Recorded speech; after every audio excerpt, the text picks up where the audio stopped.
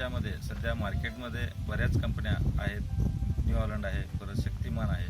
त्याच्यात आम्ही मशीन घ्यायच्या वेळेला प्रत्येक कंपनीचं मशीन बघितलो आणि मशीन बघून न्यू हॉलंडच का घ्यायचं फायनल केलं तर त्याच्यामध्ये तासाला अवरेज डिझेलचं एकदम कमी आहे, इतरांचं जास्त आहे. न्यू हॉलंडचं मशीन हे तासाला 15 ते 16 लिटर डिझेल कन्झम्पशन खाऊन ते 21 ते 25 टन ऊस तोडत आहे. त्याचप्रमाणे इतर मशीन हे 20 ते 21 लिटर डिझेल घेतात आणि त्याच्या एवढं काम होत नाही. जास्त टनेज कट झाल्यामुळं मशीनवाल्याला आणि शेतकऱ्यांना पण याचा फायदा आहे. आणि अजून एक ह्याचा महत्त्वाचा विषय म्हणजे की हे मशीन कमीत कमी RPM मध्ये अगदी चांगलं फास्ट चालतं आहे आणि इतर मशीन कमी RPM मध्ये हे ऊस तोडायचं किंवा शेतामध्ये फील्डमध्ये फिरायचं त्याच्यात त्यांना मला डिफरन्स दिसून आल्यामुळं मी हे न्यू हॉलंडचं केस मशीन घेतलेलं आहे.